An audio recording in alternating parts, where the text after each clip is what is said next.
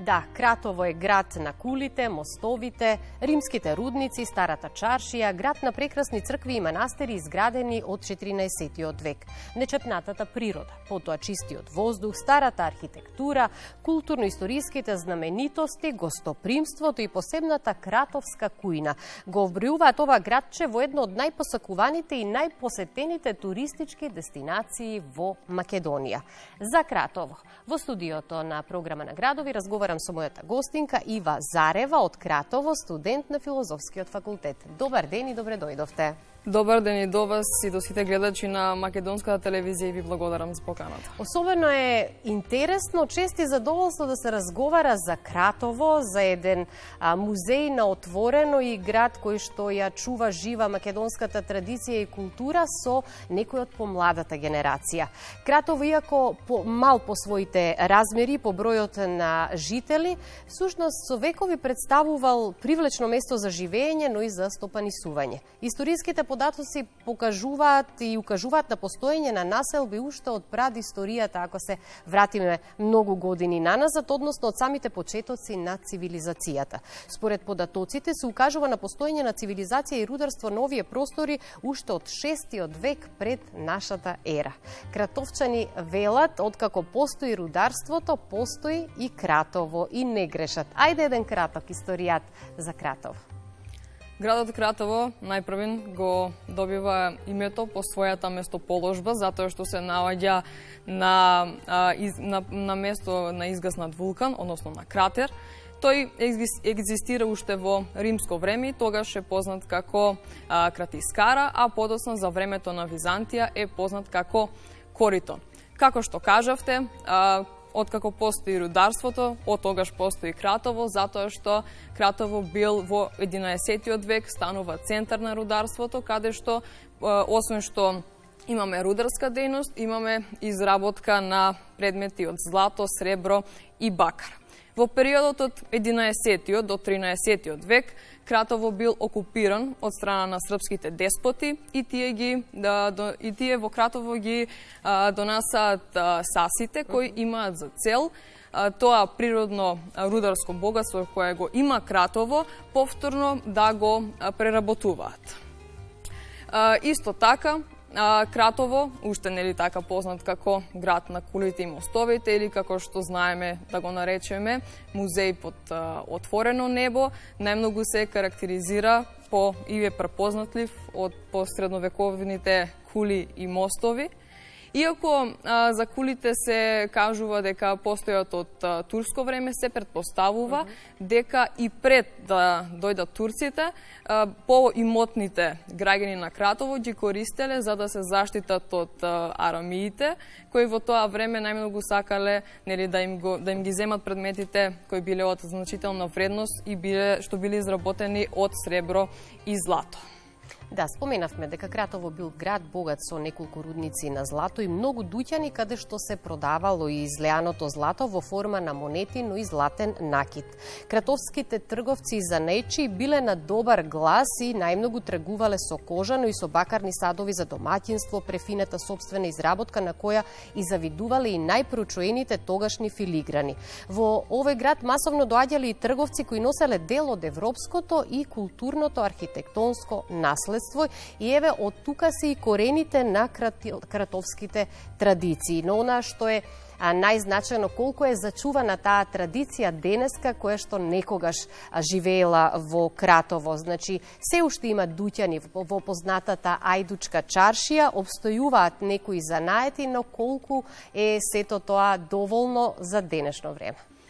Најпрво, кога турците го окупираат градот во крајот на 16 и почетокот на 17 век, тие, нели, гледајќи дека рударството е развиено, почнуваат да коваат и турски монети, на кои монети биле насликани познатите султани Сулеман II и Селим II.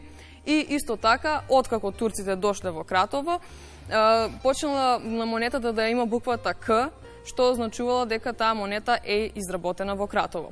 Што ги споменавте дуќаните за наетите, најпознатата чаршија кај нас е Ајдучка чаршија, за која турскиот патописец Евгија Челебија пишува дека имало над 350 дуќани, многу цркви, многу џамии, меѓутоа за жал денеска многу голем дел од тие дуќани се затворени, за наетите за жал веќе се изумрени, меѓутоа постојат неколку кои во одредено време уште го ја одржува таа традиција. Инаку, најпознати занаети во тоа време бил гранчарскиот занает, имало многу самарџи, шивачкиот занает, кондурџискиот занает и уште многу други. И сега кога ќе се приближите кон Кратово и пред да влезете во градот, ќе ве воодушави она сама поставеност, густина, но и планско градење, особено на мостовите, и сето тоа укажува дека Кратово одамна бил економски моќен град кој својот економски и културен врв го достигнува во 16-тиот век и тогаш и почнале да се множат и куќите, да се прошируваат и населбите кон планинските сртови на двата краја од мостовите.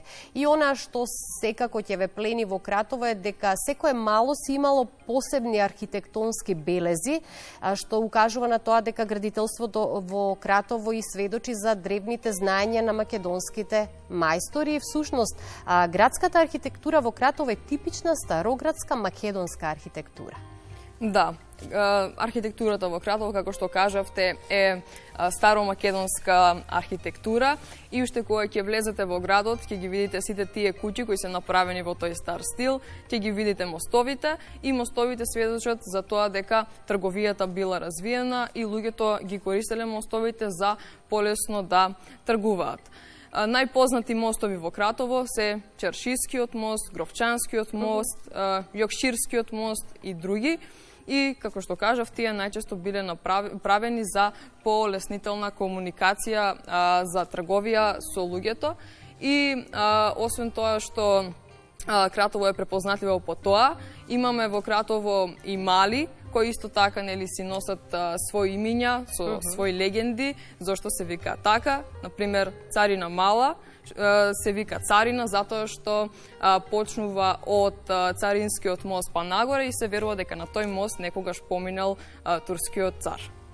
Тоест султан. Така, сите овие места и знаменитости за кои говоревме досега се главни обележија на Кратово, всушност представуваат одлична туристичка атракција за сите оние туристи, посебно странските кои доаѓаат да го посетат Кратово, па како една туристичка атракција представуваат и тунелите. Всушност под Кратово постои мрежа од тунели која ги поврзува кулите и мостовите со останатите локации и мораме да истакнеме дека денес во 21-виот век уште може да се видат делови од подземните ходници од градот и неговата околина, тунели кои што се наоѓаат и под некои стари куќи. Се уште се во функција и можете да ги посетите, така? Какво е чувството? Подземните тунели кои се во Кратово се единствените во Македонија кои се зачувани, кои можат да се посетат. Тие служеле за поврзување на кулите и исто така тука се кријат многу легенди. И за кулите исто така да кажам, порано во минатото имало повеќе кули, сега се останени само 6, од кои ги имаме Саат кулата, Златкова кула, Хаджи Костовата кула, Емин Беговата, Крстева кула, Златкова кула и најпозната од тие Саат кулата затоа што во минатото имало, само на таа кула имало часовник со што луѓето се ориентирале колку е часот. И се тоа што ние денеска го говориме за Кратово, треба да го знаете ако сте туристички водич и сте во Кратово и имате една група од странски туристи кои што сакаат да се запознаат со знаменитостите на Кратово. А знам дека интересот за посета на Кратово е навистина огромен, затоа што странските туристи кои што ја истражуваат и се запознаваат со Македонија како неминовна дестинација ја избираат и Кратово, го избираат и Кратово. Да, заслуга за тоа се и настаните кои се одржуваат, затоа што во последните години имаме многу голема посетеност на главната манифестација Златни денови, а сега на прагот ни доаѓа и манифестацијата Компиријада, која ќе има гастрономски карактер. Така што самата организација ни дава до знаење дека туристите ги интересира да го посетат градот Кратово и да ги пробаат нашите специјалитети. Исто така, како што напоменав, ни се ближи кон пријадата, така што ги повикувам гледачите на 2 ноември да го посетат градот Кратово и освен што ќе ги видат нашите знаменитости, ќе имаат прилика да ги пробаат целата храна што ќе биде направена од компир и се разбира ќе после тоа може да го пробаат и нашиот главен специјалитет, а тоа е кратовската пастрамајлија. Да, токму посебната кратовска кујна и посебните кратовски специјалитети се дел од она кои што сакаат да го вкусат туристите кога доаѓаат да го посетат Кратово, и нашата земја е позната по богатата културна и историска традиција, нешто што особено ги привлекува странските туристи. Меѓутоа, сте имале можност да разговарате и да комуницирате со странски туристи. Какво е нивното воодушевување, што најмногу им се допаѓа кога ќе дојдат во Кратово? Тоа што за нас кои живееме таму представува секојдневие, за туристите представува голема атракција, затоа што таа архитектура ние што имаме во Кратово, тие никаде на друго место ја немаат видено. Тие прв пат ги гледаат кулите и мостовите, а исто така има голема посетеност и на локалитетот Камени кукли.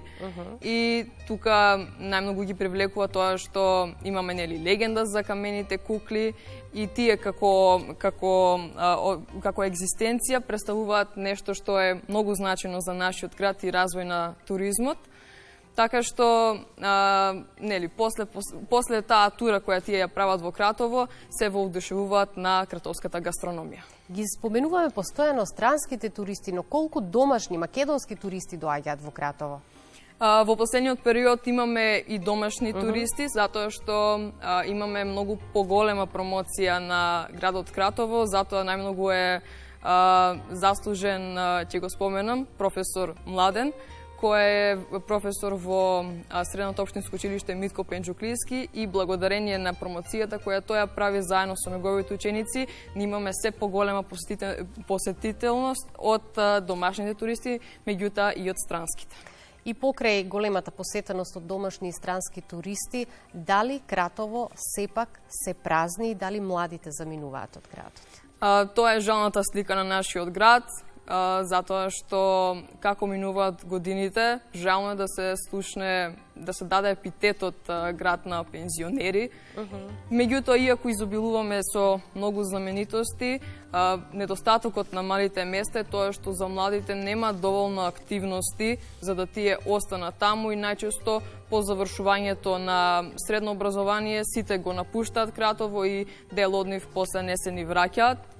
Кога се враќаат, тоа е необично за празниците или кога ќе најдат слободно време.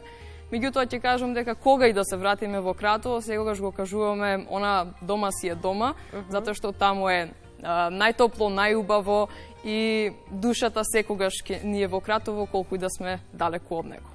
Ива е од Кратово, сега е во Скопје и ги реализира своите студии на Филозофскиот факултет. Дали планирате да се вратите во Кратово или можеби патот ќе ве однесе, ќе ве остави овде во главниот град или можеби некаде надвор од државата? Со спомените од Кратово и од Македонија секако.